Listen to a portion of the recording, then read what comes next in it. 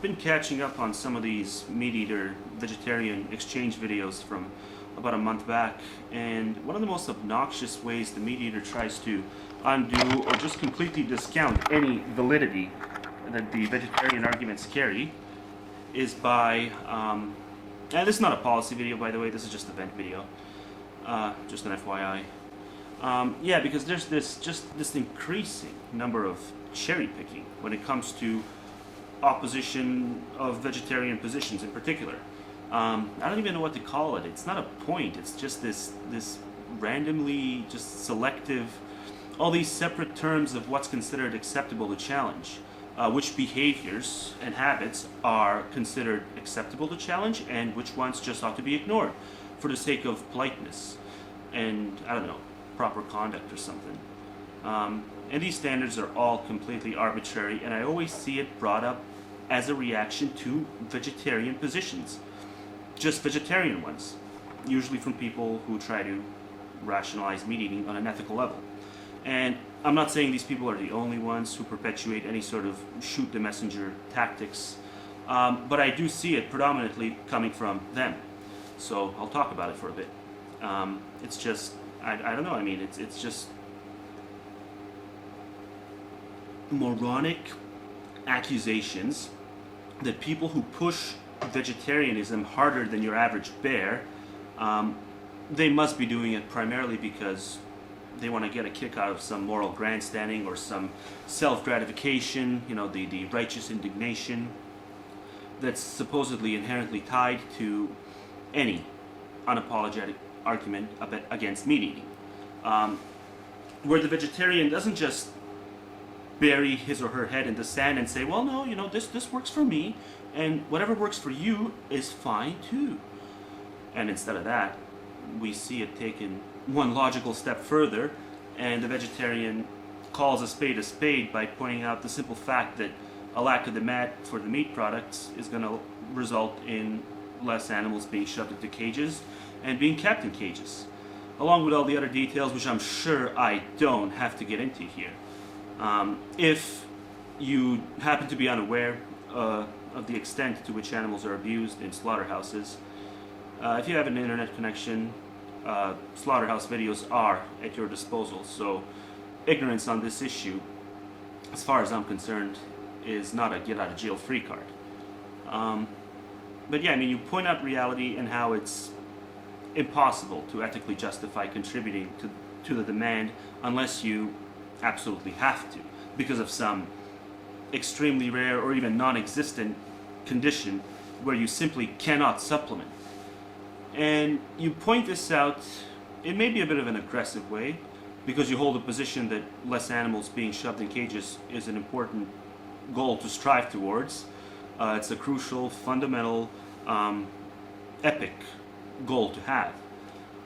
And as a result, you are branded as a moral grandstander, whose primary interest is not really animal welfare, it's instead simply just getting a kick out of wagging your smug little finger at those who just happen to they just happen to have a different dietary choice than you do. They just happen to indulge in different things, and it's period, it's end of conversation, no further discussion necessary. And it's almost always, they almost always make sure to stress how they don't really have anything against vegetarians, as long as the vegetarian doesn't push it. As long as the meat eater is left unburdened by these pesky, just these obnoxious, just intrusive, annoying, naggy little trite reminders. And I guess this is supposed to be something that the vegetarians are supposed to be happy about.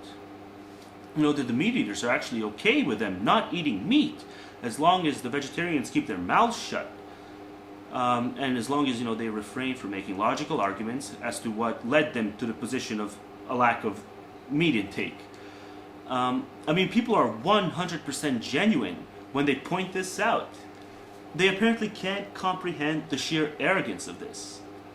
I mean, I'm sorry, but to me, you'd have to be living on a completely different planet in order to be capable of typing out a comment like that and not understanding how that looks. So, yeah, I want to take the time to just go over a few things plainly, because like I said, just based on previous arguments with people defending this shit, I can't help but get the sense that I'm talking to people who are on a completely different planet when it comes to this issue. So, yeah, I'm gonna do a really in-depth analysis with my approach to this issue this time around. I'll start from scratch, and I'll just take it one presupposition at a time. Because apparently there's no other way to have this argument and get anywhere. You gotta start from the top. So that's what I'll do. One thing I'll have to do, and I apologize in advance for having to do it, and that's I'm gonna have to analogize the typical excuses and red herrings we hear from meat eaters. I'll have to analogize that to, and I'm tired of people on here analogizing every other disagreement they have with somebody else who's not religious to theism, right? Because we see it all the time. Every single thing is always analogized to theism. Like, you know, it's the same root. It always comes down to some sort of a blind acceptance, right? So the analogy will be theism. It's the most milked, abused analogy ever. And I've never succumbed to using it, but I'm going to have to make an exception this one time, because in this instance, it's not a stretch at all to apply it. And I'm begging anyone to point out how it's not applicable. How is this any less, how is this any different than theists who go around indoctrinating the ever-living fuck out of their kids, and then displaying their completely vapid reasoning by saying, oh, well, I don't have a problem with people who don't believe. They can not believe all they want. Just don't push those non-beliefs onto me. Allow me to condition and to impose my beliefs onto my young and impressionable children, but don't push yours onto any fully grown adult who's actually capable of thinking and scrutinizing. That whole jazz. And that's something that's seen as perfectly rational and acceptable. At least when it comes to the defense of theism in the context of most non-internet discussions of theism. And the only reason it seems perfectly rational and acceptable is because people tend to still view children as mere possessions of their parents. So what we have is the justification of easily persuasive individuals being conditioned into believing just about anything, and it's okay because they're possessions, because they're minors. But when it comes to fully grown adults who aren't nearly as vulnerable or as susceptible to indoctrination, oh well, then it's just really rude to challenge their beliefs, their insistence to indoctrinate their kids. That's just rude to challenge that, because they're not your possessions, the way that their children are their possessions. Most people worldwide view it like this. Fortunately, on the internet, more and more people are starting to understand that the inverse is actually true. That you can push beliefs onto adults who are actually capable of contemplating them, but not on children. But they're starting to get that mostly when it comes to the indulgence of religion and maybe a couple of other subjects. And that's it. Then it's game over. You bring up the indulgence of meat eating, which is, just like most religious belief, it's a catalyst for unnecessary suffering. It ain't free. And you'll get that same sort of, well, who the hell do you think you are to tell me what I should or should not eat? Rawr. That sort of conversation stopper that we know all too well. And it suddenly becomes legitimate again, even on the internet. But we're easily capable of recognizing that in the year 2011, when it comes to religion and a few other things, that it's bullshit. It's a bullshit excuse. But you go back a couple of decades and you'll find that same kind of, oh, who the hell do you think you are to tell me what I should or shouldn't believe? That type of knee-jerk conversation stopper was seen as legit to stopping any attempt to scrutinize the position of theism, even in intellectual circles in the early days of the internet. We've seen it. There's a record of it in old forums. And, you know, this same sort of excuse making is seen as legit now in intellectual circles when it comes to the non-necessity of meat eating. Pushing vegetarianism is seen as some sort of a third rail activity because you get the moronic, who the hell are you, non-argument. And that's all it is a non-argument, the appeal to the non-argument as a response. It's a cop-out on its face. The goal is to distract from the issue itself and to focus on some sort of a notion of a hidden motive when it comes to the individual who is presenting the argument. And it's always so easy to do. It will always be so easy to do stuff like that, as long as the person being accused of having some sort of a hidden, grandiose mission, as long as that person is arguing for a position that directly challenges some sort of a status quo. Okay? I don't know what it is, but the moment you start arguing for a minority position, you're going to have some moron come on and ascribe to you some alternative agenda. It's just the cheapest, most transparent political shyster move ever. And it still works, as evidenced by the comment sections. I mean, go look at some of the anti-vegetarian videos made by intelligent users. Go read a comment section on one of those videos. These are intelligent people watching smart, articulate people making dumbass appeals to the status quo, which at one time could have easily been pulled off, so to make a case for theism, okay, the prevalence of theism. And those appeals can still be pulled off successfully even when it comes to theism. They just can't be pulled off in intellectual circles on the internet.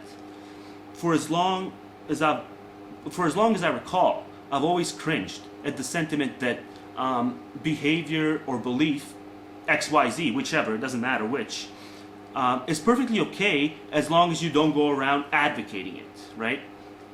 Advocating it in people's faces. It's the most blatant, it's the most under-contemplated intellectual cop-out. And you cannot deny that it was seen as a legitimate point against any atheist who wanted to have an in-your-face argument with a theist when it comes to religion, okay? Just a couple of decades ago, that was legitimate. It was seen as a deal breaker when it came to any possible legitimacy of the scrutiny of theism. And it's still around most parts of the world, and even in the mainstream culture here, that sort of a non-argument does have weight to this day. On YouTube, we tend to assume that the taboo hill has been climbed and just destroyed and buried, and that's a false assumption. And the only reason we make that assumption is because most of us are insulated in this medium. The common human being is pretty much never to be seen around here. And there's people who spend a bit too much time on here arguing minutia, and they tend to lose themselves and lose track of the fact that some really basic battles still have to be fought. It may not seem that way, but step out of the YouTube bubble and go try having a philosophical conversation with somebody who knows nothing about this medium, or with somebody who is not philosophically active.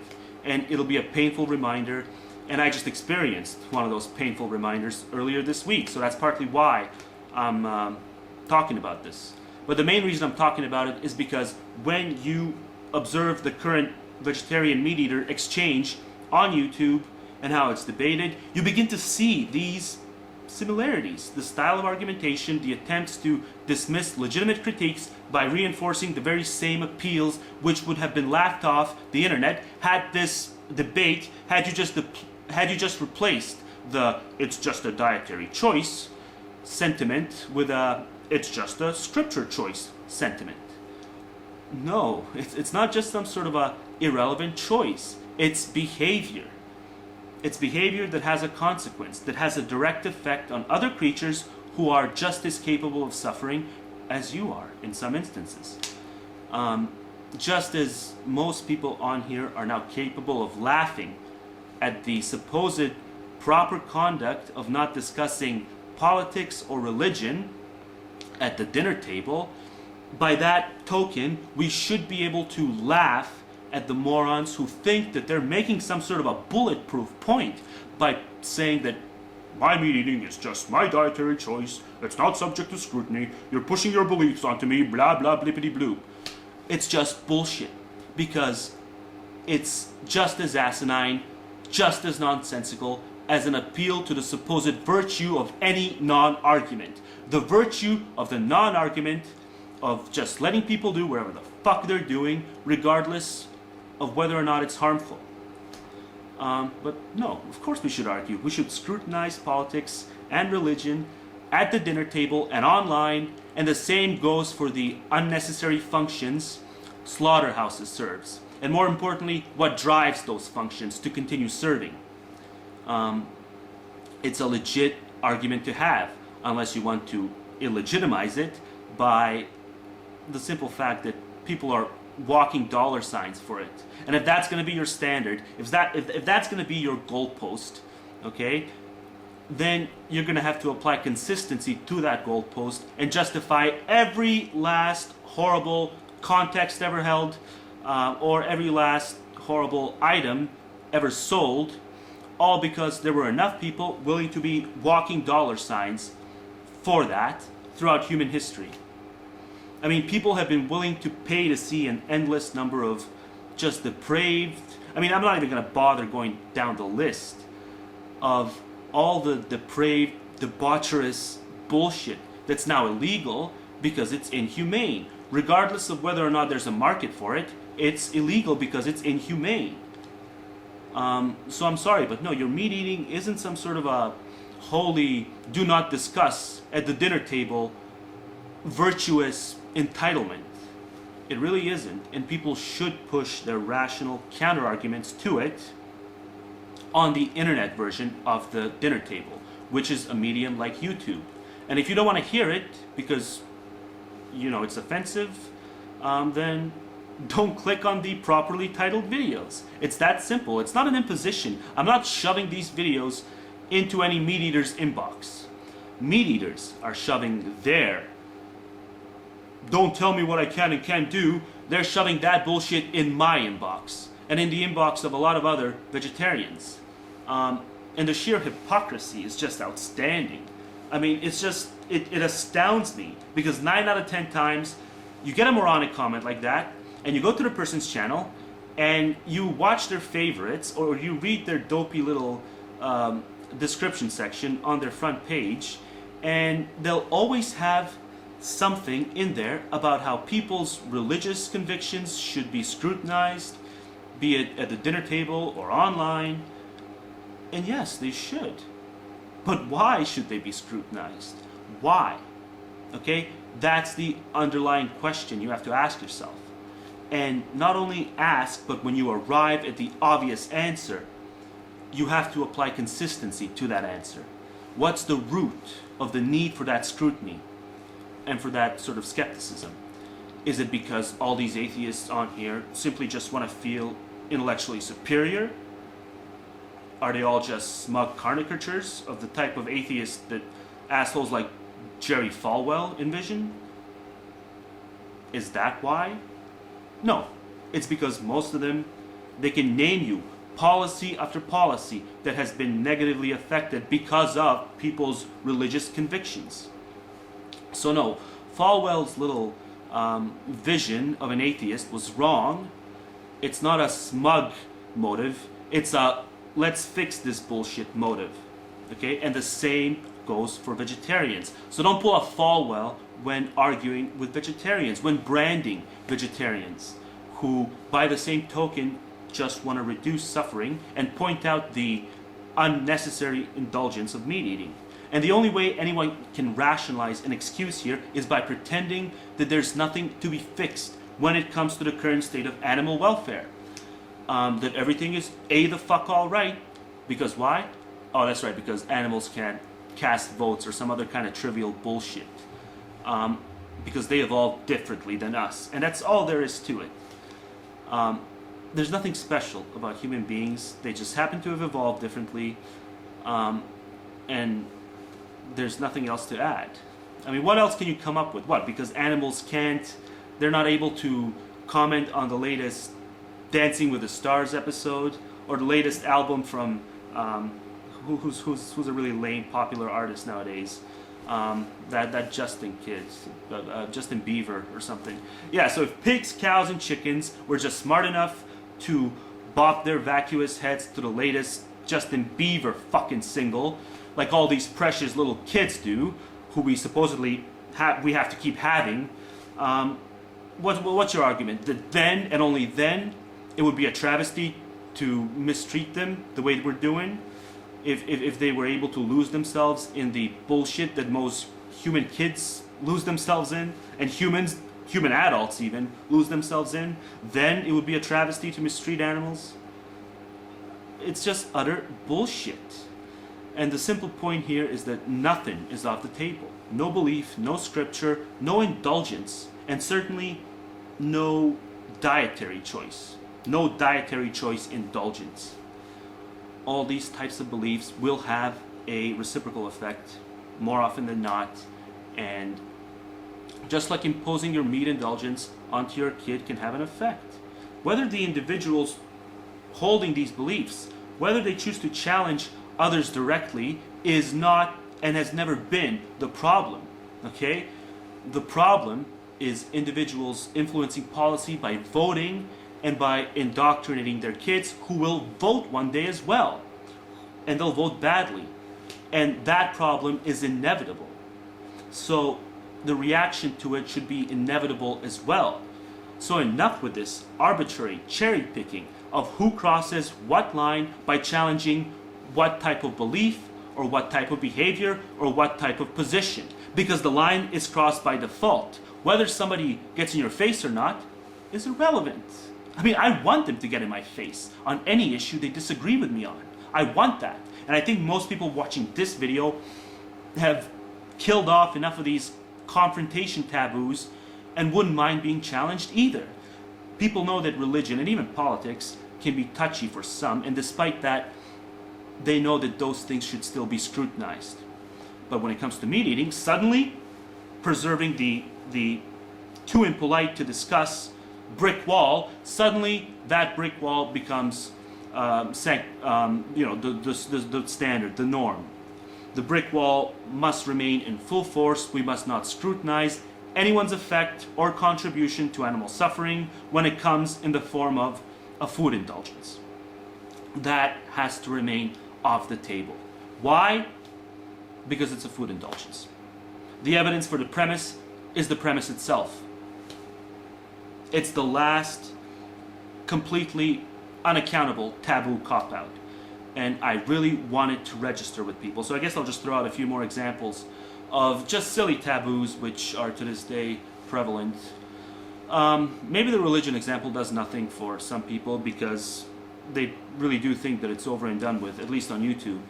So let's go with the culture taboo, because that's still a pretty big one. That's pretty fucking prevalent on this medium.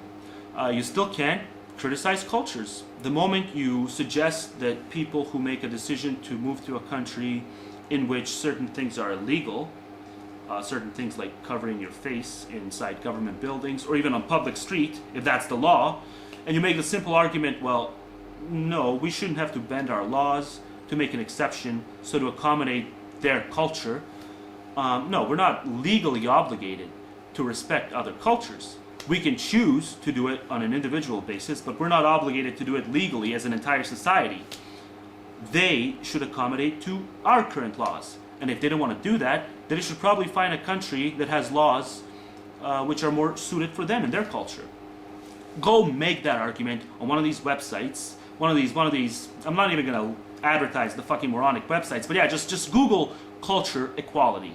And go on one of the websites, go comment there, and you won't get an argument, okay? You will just get branded as a bigot or as a racist in the worst case scenario, and that'll be it. It's the same stifling bullshit as when the meat eater just dismisses you as a self-righteous drone for hiding behind animal suffering as your false motive or some other bullshit. Yeah, go on national television and make a rational argument explaining that people really have no right to impose life on others unless they can guarantee a circumstance which will be acceptable to those who are actually going to get plagued by that circumstance. Go make that argument and see how long until somebody name drops Hitler as a counter argument. Not as a counter argument to your position and to your points, but as a counter argument to you on a personal level. Or, yeah, well, I mean, go point out how it's really lame and tacky to tattoo your ass for money and see how long it takes for a bunch of morons to come on your channel and falsely accuse you of trying to control what other people can do with their bodies. It's just fucking moronic and conclusion jumpy. So yeah, I hope people are starting to get it, that none of these things should be off the table. We should be allowed to discuss things, we should be allowed to analyze anything, and when you should actually make a counter argument to the actual points and leave the personal bullshit or whatever else you may infer about the individual presenting the argument. Keep that shit to yourself instead of just drowning out the debate by that bullshit. Apply it to vegetarianism just like you would apply it to all these other taboo topics. Topics that should not be considered taboo. So the last thing I want to address is this moronic point people make about vegetarians, how vegetarians only argue from emotion. And I just keep seeing this bullshit reiterated over and over as if, repetition will make it true. And maybe it does apply to some vegetarians. As far as I go, I am perfectly aware of how long slaughterhouses have been in effect for and how they operate. I am perfectly aware that there is a countless number, just an freaking unlimited number of animals who are just this very hour experiencing unfathomable suffering, okay? And I know that it will continue well into the future, and I am not emoting on it. I'm not going to lose any sleep tonight over it. I probably should, but I won't. Because just like with any other issue, I recognize that something is wrong. I don't arrive at that recognition through some sort of a subjective conditioning that I've had spun into me. No, I arrive to it for the very same reasons that I arrived at the conclusion that the Holocaust was not a good thing. I didn't emote on the Holocaust. I know, just like you fuckers know, that anyone trying to justify the Holocaust is a fucking moron. Or anyone trying to point out that the Holocaust is somehow irrelevant is a fucking moron. Okay? But if I accept this moronic premise, the premise that a recognition of the fact that suffering is a bad thing, that recognition amounts to an emotional appeal. If that's meant to be an argument against the reduction of animal suffering, well then that's an argument against just about anything. What are most people arguing about here on YouTube? They're arguing about ways to eliminate human suffering. So imagine some obnoxious moron coming on to all these videos against slavery, videos against rape, videos condemning cannibalism. Imagine somebody just comes on and assumes that he's just whitewashing all these points by pointing out that a recognition of the fact that suffering is a bad thing is nothing but an emotional appeal. According to the dogma that, whatever his university professor taught him in his little philosophy nihilism class, where no one's allowed to actually challenge the professor, and if you do challenge the professor can discontinue the argument at any point and tell you to either sit down or leave the class. Leave his class. And yeah, that's going to be the standard for the truth. The professor standard for the truth. So yeah, which one is it? Because you can't have it both ways. You cannot, on one hand, say that a recognition of the fact that suffering is an emotional appeal is legitimate, but not when it comes to humans. Because humans evolve differently. And you can totally relate to them because they evolve differently. The ironic thing is that that's the emotional reaction. It's when you identify only with those who rub you the right way and you ignore the greater suffering just because a pig can't articulate itself. So, yeah, you're going to discount its suffering. No, suffering is suffering. And if your moronic rule is that striving to eliminate animal suffering can be discredited ethically on account of some emotional baggage, then I will play by your moronic rules and I will hang you with them. Okay? Because your idiotic premise is giving me the green light to do anything I damn well please to any creature capable of sensations. And you cannot pass a law against it, you cannot condemn me, you don't have a rational leg to stand on because your emotional reaction to me snapping the necks of your little children is not a reason to go and incarcerate me. Just like it's not a justification to strive towards the elimination of unnecessary animal suffering. Again, this is according to your imbecilic premise, where suffering equals emotional appeal equals no truth can be gleaned from here whatsoever. So yeah, take your pick. I really don't care which one it is, because you are gonna end up looking stupid in the outcome of either scenario. And for the record, human beings don't have natural rights or God-given rights, so that argument goes right out the window. Rights are a societal construct, completely a societal construct, and just like we constructed them for ourselves, and to an extent our puppies and kittens, we can also construct them for other creatures capable of the same kind of sensations as the cats and the dogs that we have an emotional connection to, as pet keepers or something. And it's really that simple. And the only reason anyone's going to try to make it seem as if it's more complicated than that is because they simply don't want to give up their meat indulgence. Just like slave owners didn't want to give up their indulgence when it came to not having to do any real work. And just like if a human cannibal were right here, he'd probably try arguing that there's nothing wrong with a functional retard being placed on his menu because the functional retard doesn't know the words to the national anthem or some other trivial bullshit, which has nothing to do with the retard's capacity to suffer, which is the only rational goalpost we can ever have in any debate that means anything. And if anyone's thinking of making the argument that plants feel pain, I'm not going to waste time replying to that pseudoscience, that blatant pseudoscience, that rationalization pseudoscience. I may waste a couple of posts responding to it, but yeah, I'm not going to waste too much time trying to explain the basic function of a nervous system, what function that serves, and how the pseudoscience does not account for anything. But if you keep insisting that you're going to spread your propaganda on this video, then it's not going to end well. So I'm just letting you know, save yourself the trouble of that bullshit. So, yeah, that's really all I wanted to do. I hope that the taboos go away pretty soon, just like they went away when it came to a lot of other moronic issues that are now off the table. And I hope we can discuss this crap and stick to the issues themselves.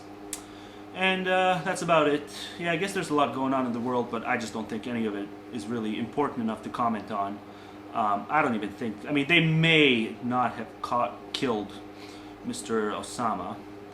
At least, you know, I'm not gonna completely believe it 100% until I see some photographic evidence. And I love how you know, Obama comes and makes this speech, and all of a sudden, if you ask for evidence, if you ask for pictures, all right, you don't even outright deny it happened, but if you say you're not 100% sure that it happened unless you see pictures, you are a conspiracy theorist on level with your average truther or your average birther. You're in that same league, right? If you don't instantly buy into the official government story and you actually ask for evidence. If you don't take the government at their word, and if you ask for evidence, you are just as bad as the fucking 2012 conspiracy theorist or anyone else.